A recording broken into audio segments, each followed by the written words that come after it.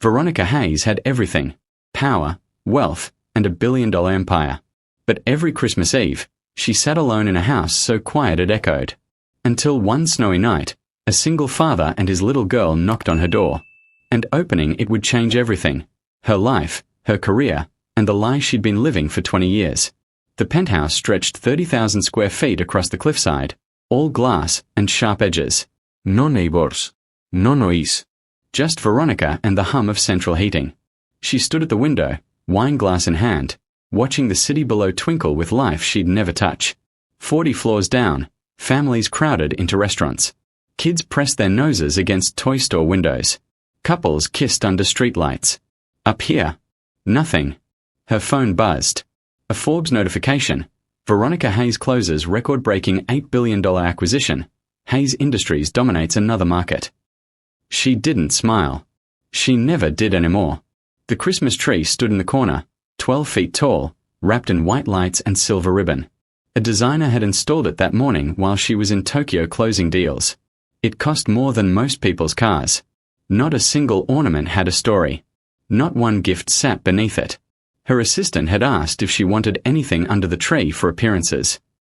Veronica had said no. There was no one coming to see it. She walked to the kitchen island, where a catered dinner sat untouched in expensive packaging. Dry-aged steak. Truffle risotto. All cold now. Her reflection stared back from the marble countertop.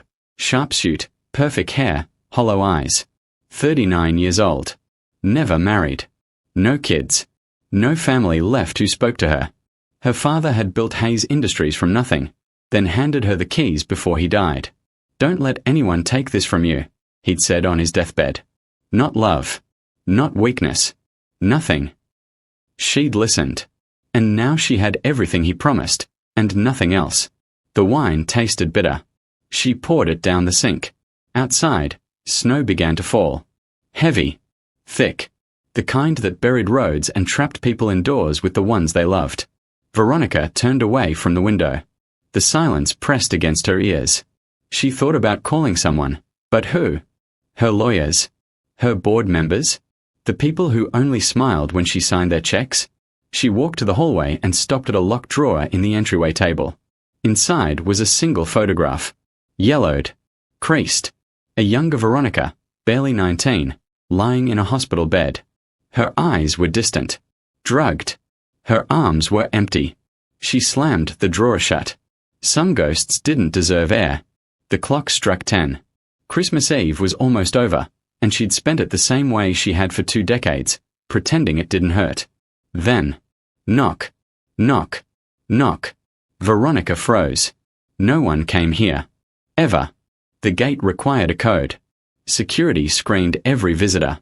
She walked slowly to the door, her heart beat louder than her heels on the marble. Through the peephole, 2 shadows stood in the snowfall. A man. Tall. Broad-shouldered. His jacket dusted white. And beside him, a little girl. Maybe 6 or 7. Her coat too thin. Her mittens soaked through. Veronica's hand hovered over the lock. She should call security. She should ignore them. She should do what she always did, protect herself first. But the girl looked up, and even through the distortion of the peephole, Veronica saw her smile. It cracked something inside her chest. She opened the door. If you're already hooked by this story, hit that like button right now, because what happens next will leave you speechless. Cold air slammed into her face. Snow swirled past the man and the girl, coating the entryway floor. The man stepped forward, shielding the girl from the wind. "I'm so sorry to bother you. Our truck died about a mile down the road. My phone's dead. The storm." He stopped, noticing the house. The chandeliers. The wealth. "We just need to call a tow. That's it. I swear." Veronica stared at him. Then at the girl. The child's lips were blue. Her teeth chattered. "Come inside," Veronica heard herself say. The man hesitated. "We don't want to intrude." "You're freezing," Veronica cut him off. "Get in." He nodded, guiding the girl through the doorway. Snow melted into puddles on the floor. Veronica didn't care. She shut the door, and the house, for the first time in years, held more than one heartbeat. The man pulled off his gloves, rubbing warmth into the girl's hands. "Thank you." Really? We'll be out of your hair in 10 minutes. The girl looked around, eyes wide. Daddy, it's like a castle. Veronica felt something twist in her stomach. Daddy. The man smiled down at her. Yeah, Rosie. It is. Rosie. The name echoed in Veronica's head, but she didn't know why. I'm Lucas, the man said, extending a hand. Lucas Brennan. And this is my daughter, Rosie. Veronica shook his hand. His grip was warm. Honest. Veronica Hayes. Lucas blinked. Wait, the Veronica Hayes? Hayes Industries. She nodded. He let out a low whistle. Wow. Okay. We really picked the right door to knock on. Rosie tugged his sleeve. Daddy, can we stay warm for a minute? Please. Lucas looked at Veronica, apologetic. She nodded toward the living room. There's a fire. Sit. As they walked toward the fireplace, Rose's small voice echoed through the empty halls. It's so pretty here. But it feels. She paused, looking up at Veronica. Lonely. Veronica's breath caught. No one had ever said it out loud before. Lucas gently squeezed Rose's shoulder. Rosie, that's not polite. It's fine, Veronica whispered. Because it was true. And as the three of them stood in the glow of the fire, Veronica realized something terrifying. She didn't want them to leave. The fire crackled, filling the silence Veronica had grown too comfortable with. Lucas knelt beside Rosie, unwrapping her wet scarf and pulling off her soaked mittens. His hands moved with practiced care, the kind that came from years of being both mother and father. Veronica watched from the doorway, unsure what to do with herself. She ran boardrooms, negotiated mergers, fired executives without flinching. But a 7-year-old shivering by her fireplace? She had no protocol for that. I'll get blankets, she said, turning toward the hallway. You don't have to, Lucas started. I'm getting blankets. She disappeared before he could argue. In the linen closet, Veronica grabbed 2 thick throws, cashmere, probably never used. Her hand shook as she folded them. Get it together. They'll be gone in an hour. But when she returned to the living room, Rosie was standing in front of the Christmas tree, her head tilted back, eyes wide with wonder. It's the biggest tree I've ever seen, she whispered. Veronica handed the blankets to Lucas. It's nothing special. Rosie turned around, frowning. How is it not special? It's huge. It was installed by strangers. There's no story to it. Rosie blinked. That's sad. Lucas wrapped a blanket around his daughter's shoulders. Rosie, not everyone celebrates the same way we do. But everyone should have a story, Rosie insisted. She looked at Veronica with the brutal honesty only children possess. Don't you have anyone to spend Christmas with? The question landed like a punch. Veronica's throat tightened. I'm Busse. Work doesn't stop for holidays. That's not an answer, Rosie said quietly. Lucas cleared his throat.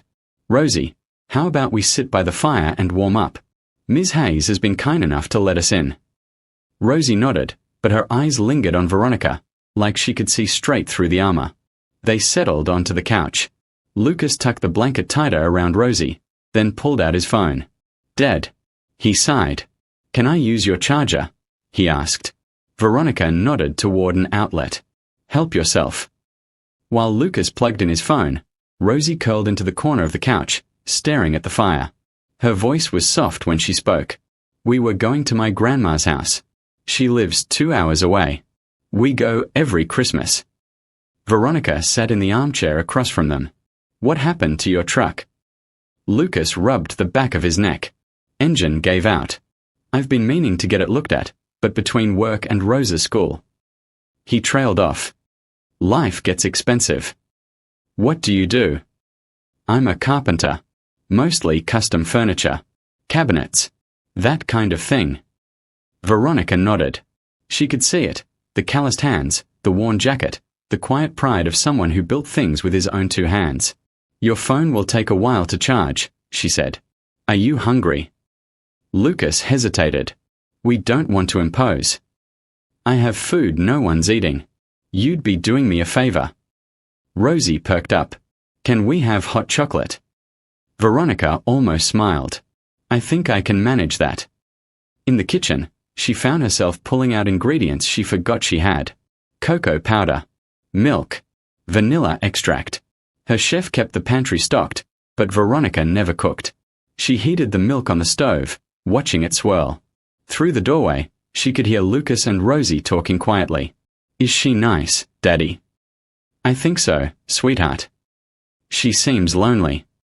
"Sometimes people are. Doesn't mean they want to talk about it." "Maybe she just needs a friend." Veronica's hand tightened around the spoon. When she returned with 3 mugs, Rose's face lit up. "You made it from scratch. Is there another way?" Rosie giggled. "Daddy uses the microwave." Lucas shrugged. "I'm efficient." They sipped in silence for a moment, and Veronica found herself relaxing. Just slightly. Then Rosie set down her mug and reached into her coat pocket. She pulled out a small bundle wrapped in tissue paper. "I made this for Grandma," she said. "But I think you need it more." She handed it to Veronica. Inside was a clay ornament, handmade, uneven, painted gold. The word love was scratched into the surface in a child's careful letters. Veronica's chest constricted. "I can't take this." "Why not?" "Because it's for your grandmother." Rosie shook her head. "I'll make her another one. You need this one." Lucas watched quietly, his expression unreadable. Veronica held the ornament in her palm, feeling its weight. It was so small, so imperfect. It was the most valuable thing anyone had given her in years. "Thank you," she whispered. Rosie beamed. "You're welcome. Now your tree has a story." And for the first time in 2 decades, Veronica felt something crack inside her, not breaking, but opening. She stood and walked to the tree. Rosie followed, bouncing on her toes. Where should it go? "Right in the front," Rosie said, "so everyone can see it." Veronica hung the ornament on a low branch. It looked out of place among the designer decorations. Too bright, too messy, too real. It was perfect. Rosie clapped her hands, then suddenly yawned. Lucas checked his phone. "We should call that tow truck. It's getting late." But as he stood, Rosie laughed, a high, bright sound that filled the room. And Veronica froze. That laugh.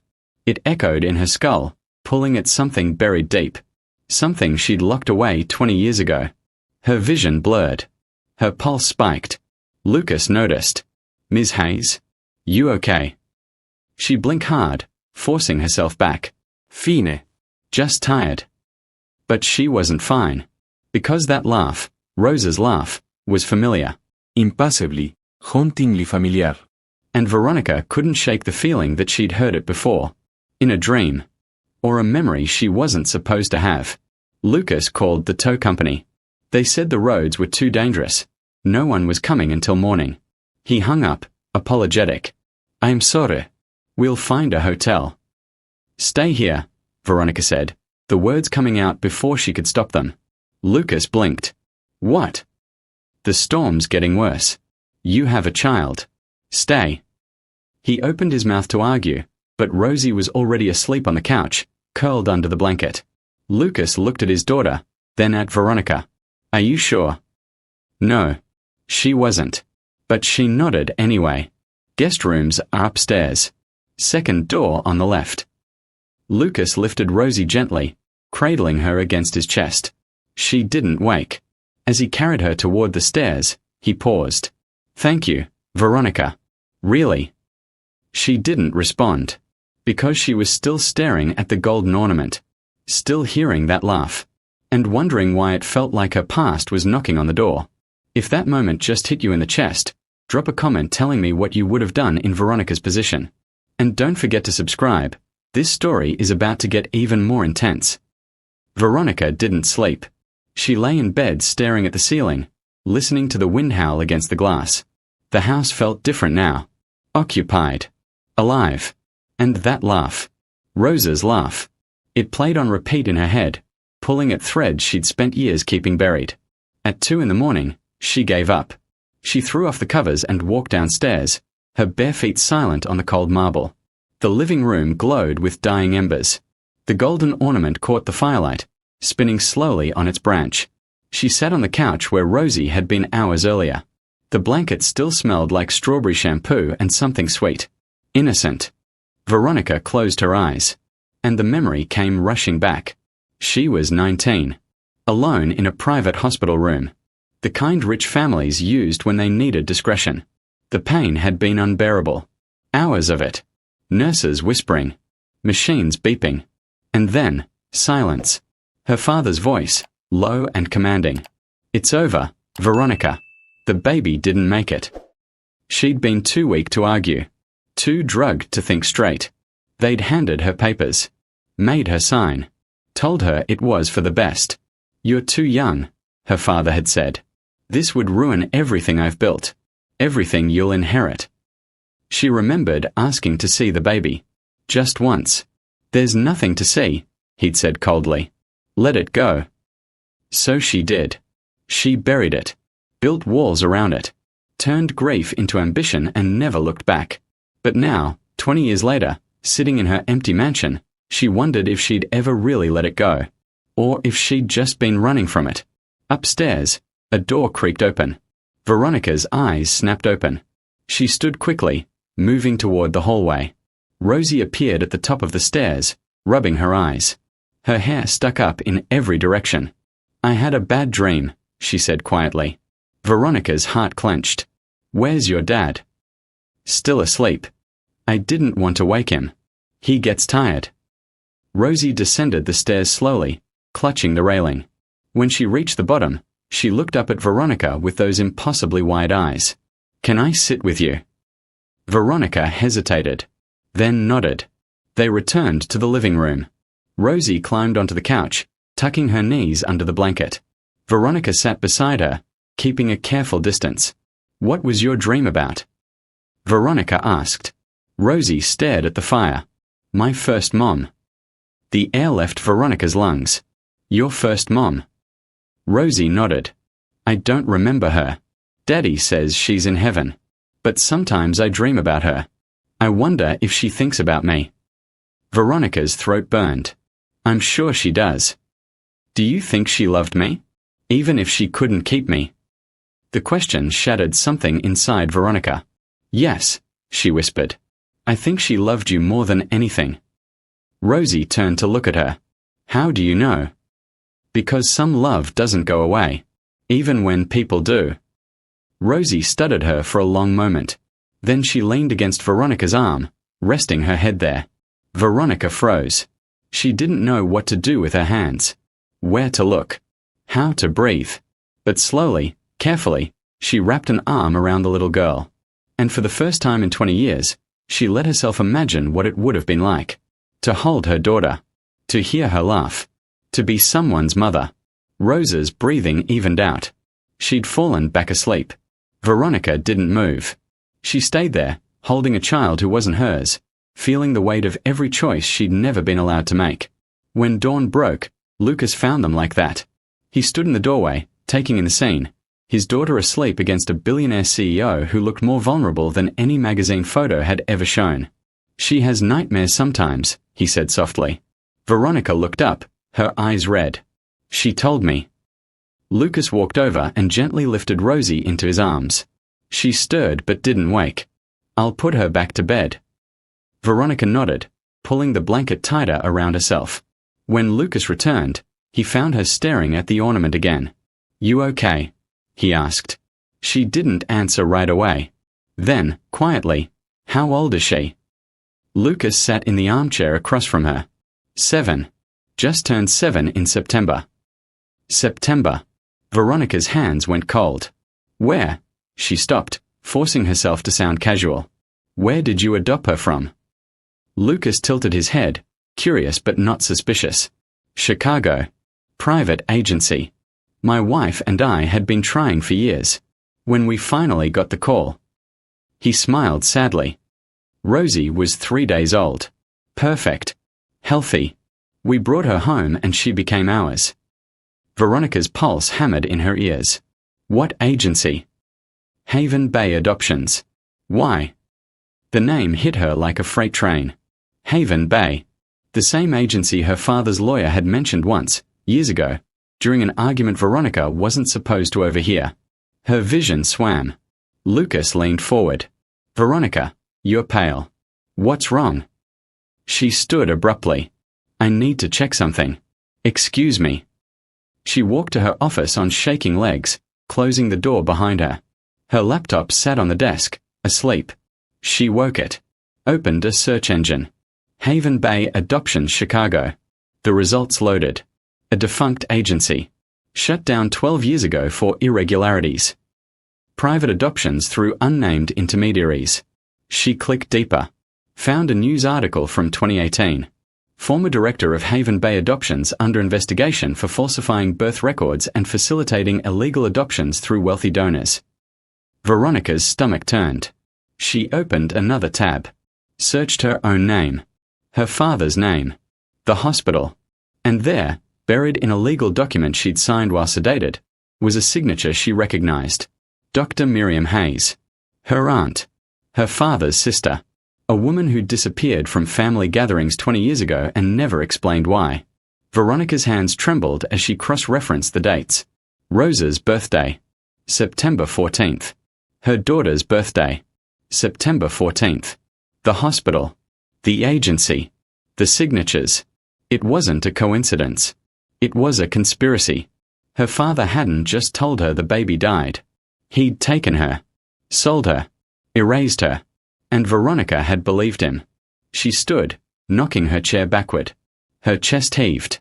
Her vision blurred with rage and grief and 20 years of buried truth clawing its way to the surface. Her daughter was alive. Her daughter had been alive this entire time. And she'd been living 2 hours away, raised by a man who loved her, never knowing the woman who gave birth to her had been lied to. Manipulated. Robbed. Veronica walked to the door, gripping the handle. Her entire body shook. On the other side, Lucas was making breakfast. She could hear him humming. Rosie was awake now, giggling about something. Normal. Peaceful. Theirs. Veronica pressed her forehead against the door. She couldn't walk out there and destroy their lives. But she couldn't stay silent either. Because the little girl laughing in her kitchen wasn't just Lucas's daughter. She was hers too. And the truth was about to burn everything down. If you need to know what happens next, smash that subscribe button so you never miss a story like this. And hit the notification bell. Trust me, you'll want to be here. Veronica's hand stayed frozen on the door handle. Behind it, Rosie laughed again. That same laugh that had torn her open last night. Now she knew why. She pushed the door open. Lucas stood at the stove, flipping pancakes. Rosie sat at the kitchen island, swinging her legs, a streak of syrup already on her chin. They looked so normal. So whole. Veronica's arrival shifted the air. Lucas turned, spatula in hand. Morning. Hope you don't mind. I found some pancake mix in your pantry. Figured it was the least I could do after. I need to talk to you. Her voice came out flat. Mechanical. Lucas set down the spatula. Okay. Rosie looked between them, sensing the tension. Did I do something wrong? No, sweetheart. Veronica forced her face to soften. You didn't. But I need to talk to your dad alone for a minute. Rosie frowned but nodded. Lucas glanced at his daughter, then followed Veronica into the living room. She closed the door behind them. What's going on? Lucas asked. Veronica turned to face him. Her hands were shaking. She clenched them into fists. Last night you said Rosie was adopted through Haven Bay. Yeah. Why? Do you still have the file? The paperwork? Lucas's brow furrowed. Yeah, but... I need to see it. Veronica, what is this about? She met his eyes. Please. Something in her expression made him stop asking questions. He went upstairs and returned 2 minutes later with a worn manila folder. He handed it to her. Veronica sat on the couch and opened it with trembling fingers. Birth certificate. Adoption decree. Hospital records. Her eyes scanned the pages, looking for the details she already knew were there. Hospital name. St. Catherine's Medical Center, Chicago. The same hospital where she'd given birth. Date of birth. September 14th, 2018. The same date. Attending physician. Dr. Miriam Hayes. Her aunt's signature, neat and official, right there in black ink. Veronica's vision tunneled. The room spun. Lucas crouched in front of her. Veronica, talk to me. What's happening? She looked up at him, tears streaming down her face before she could stop them. She's mine. Lucas blinked. What? Rosie. Veronica's voice cracked. She's my daughter. The silence that followed was deafening. Lucas stood slowly, backing away. That's not possible. It is. Veronica thrust the file at him. Look at the signature. Dr. Miriam Hayes. That's my aunt. She worked with my father. They told me my baby was stillborn. I was 19. Alone. Sedated. They made me sign papers I couldn't even read. Lucas stared at the file, his face draining of color. They lied to me, Veronica continued, her voice rising. They took her. Sold her through that agency. My father didn't want the scandal. Didn't want a teenage pregnancy ruining his empire. She laughed bitterly. So he erased her. And I believed him. For 20 years, I believed him. Lucas shook his head. No. No, this doesn't. Look at the dates, Lucas. The hospital. The agency. It's all there. He did. And with every line he read, his grip on the folder tightened. My wife and I went through Haven Bay because it was private. Discreet. We didn't ask questions because we were just so desperate for a child. His voice cracked. We didn't know. I know you didn't. But she's... He stopped, his throat closing. She's mine. I raised her. I held her when she cried. I taught her to ride a bike. I sat with her every night after my wife died because she was the only thing keeping me alive. I'm not trying to take her from you. Then what are you trying to do? Lucas's voice broke. Because it sounds like you're about to blow up her entire life. Veronica stood, closing the distance between them. I just want to know her. That's all. I don't want to rip her away from the only father she's ever known. But I can't keep pretending I don't know. I can't go back to yesterday. Lucas sank onto the couch, head in his hands. This is insane. I know. She's 7. How do we even? He looked up at her. What do you want me to tell her? Nothing. Not yet. Veronica sat beside him. I don't know what the right move is. But I couldn't lie to you. You deserve to know. Lucas stared at the floor. Minutes passed. The only sound was the ticking of the clock on the wall. Finally, he spoke. My wife used to say that Rosie was meant to find us. That some kids come into your life for a reason. He laughed bitterly. Guess she was right. Veronica wiped her eyes. She's lucky to have you. And unlucky to have been stolen from you. The words hung between them, heavy and true. The door creaked open. Rosie stood there, clutching her stuffed rabbit, her eyes wide. Why are you both crying? Veronica's breath caught. Lucas stood quickly, wiping his face. Just grown-up stuff, kiddo. Nothing to worry about. But Rosie didn't buy it. She walked over to Veronica and climbed onto the couch beside her. You're sad again, she said softly. Veronica nodded, unable to speak. Rosie wrapped her small arms around her. And Veronica broke.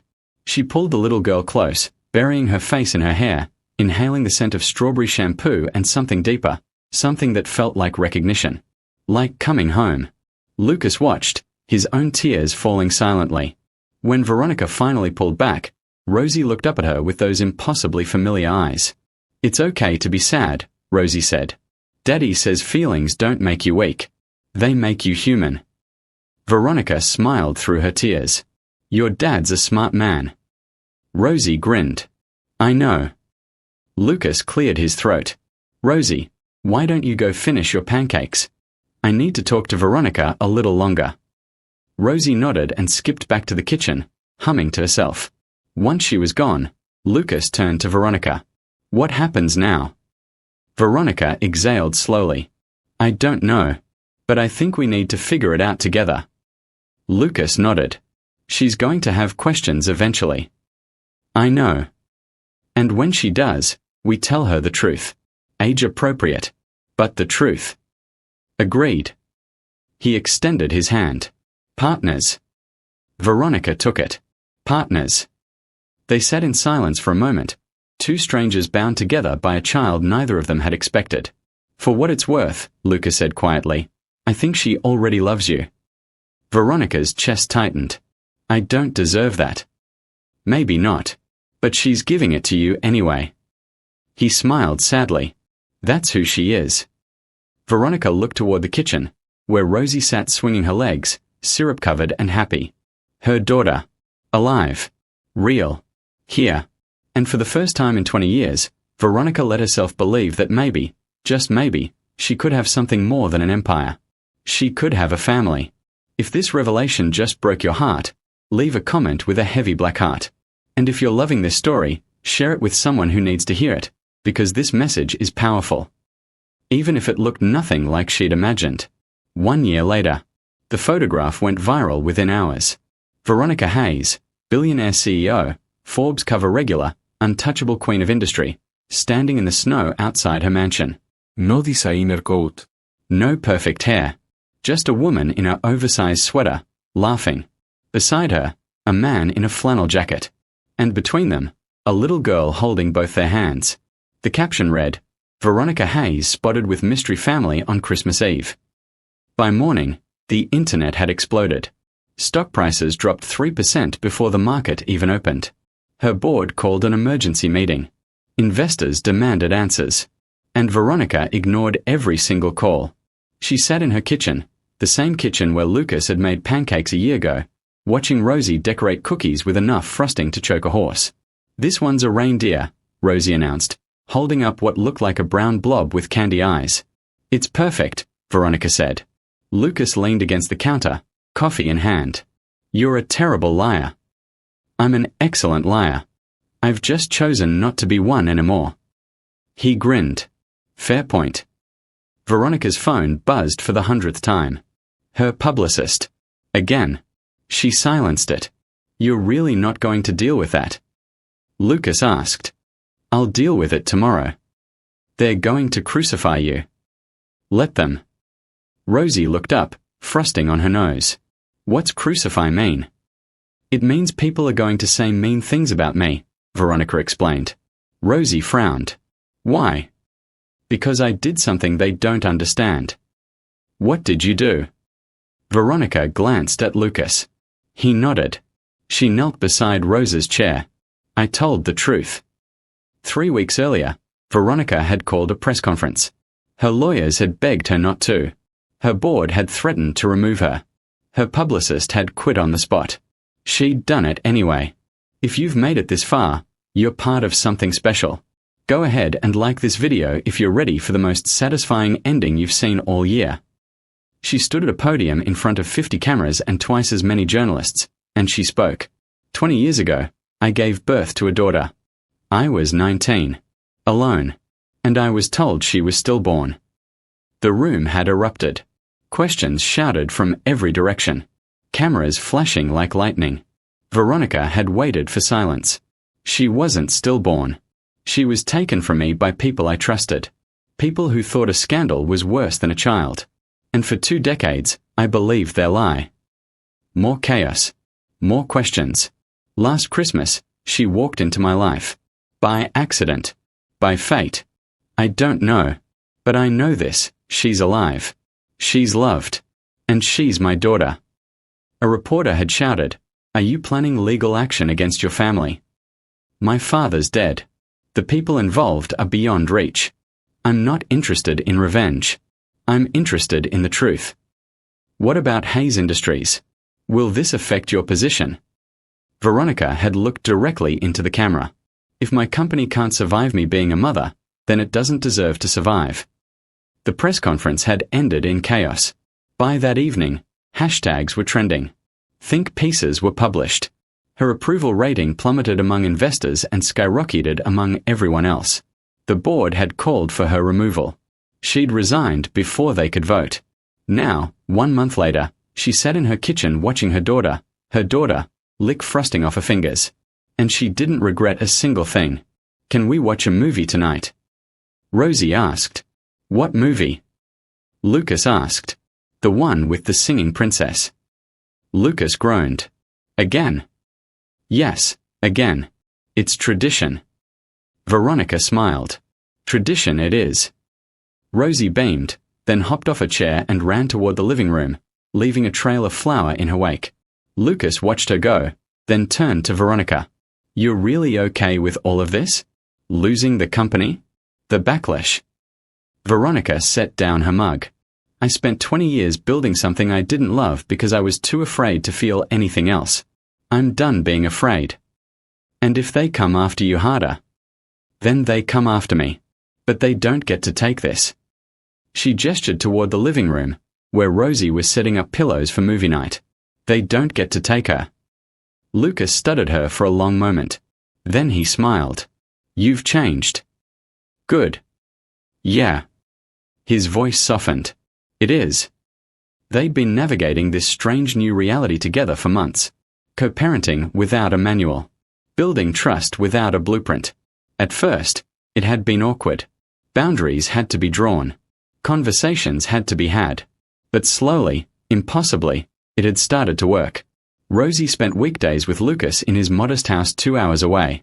Weekends with Veronica. Holidays they split.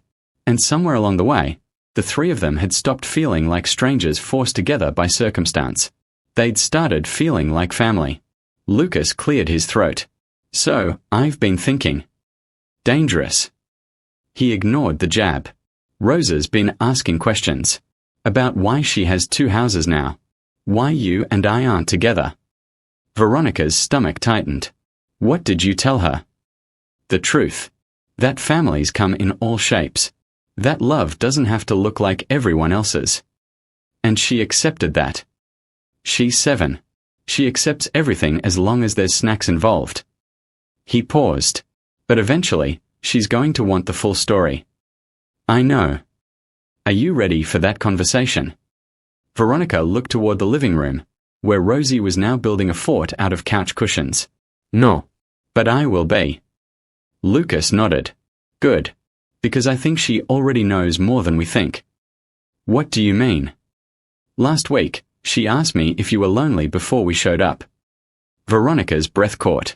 I said I didn't know. And she said, I think she was. But she's not anymore. Tears pricked Veronica's eyes. She blinked them back. She's too smart for her own good. She gets that from you. Veronica laughed softly. And the big heart. Definitely me. They stood there in comfortable silence, watching Rosie through the doorway. Thank you, Veronica said quietly. For what? For not hating me. For letting me be part of this. Lucas turned to face her. You gave her life, Veronica. I gave her a home. We both love her. That's all that matters. It's not that simple. No. But it's not that complicated either. Veronica wanted to believe him. And maybe, for the first time, she did. Rosa's voice called from the living room. Are you guys coming or what? Lucas grinned. We are coming, boss. They joined Rosie in the fort she'd built, a chaotic mess of blankets and pillows that barely held together. Rosie wedged herself between them, clutching the golden ornament she insisted on bringing everywhere now. This is the best Christmas, she declared. Lucas ruffled her hair. Yeah. Yeah. Because last year I only had you. And this year I have both of you. Veronica's throat tightened. She reached over and squeezed Rosa's hand. We are pretty lucky to have you too, she whispered. Rosie smiled, then pressed play on the remote. As the opening credits rolled, Veronica looked around the fort, at the mismatched blankets, the crooked pillows, the half-eaten cookies scattered on the floor. Her old life had been perfect. Polished. Empty. This life was messy. Complicated. Uncertain. And it was everything. Lucas caught her eye and mouthed, You good? She nodded. Because she was. For the first time in 20 years, Veronica Hayes wasn't the queen of an empty castle. She was a mother. A partner. A person who loved and was loved in return. And as Rosa's laughter filled the room, that same laugh that had cracked her open a year ago, Veronica realized something profound. She hadn't lost her empire. She'd found something better. She'd found home. The movie played on. Snow fell outside. And in the warm glow of the fire, 3 people who'd started as strangers became the family none of them knew they needed. Rosie fell asleep halfway through, her head on Veronica's shoulder, the golden ornament still clutched in her hand. Luca smiled. She's out. She had a big day. So did you. Veronica looked down at the sleeping child. Best day I've ever had. Luca stood, carefully lifting Rosie into his arms. I'll put her to bed. But before he left, he paused. Merry Christmas, Veronica. She smiled through tears she didn't bother hiding. Merry Christmas, Lucas. He carried Rosie upstairs, leaving Veronica alone in the fort. She reached for the golden ornament that had fallen from Rose's hand. The word love stared back at her, scratched in uneven letters by a child's hand. She held it to her chest and finally let herself cry. Not from grief, not from loss, but from relief. Because the girl who'd knocked on her door that snowy Christmas Eve hadn't just brought warmth into her house. She'd brought Veronica back to life. And this time, she wasn't letting go. Outside, the snow continued to fall.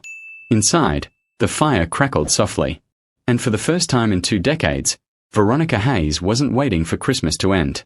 She was finally home. If you've made it this far, you're part of something special. Go ahead and like this video if you're ready for the most satisfying ending you've seen all year.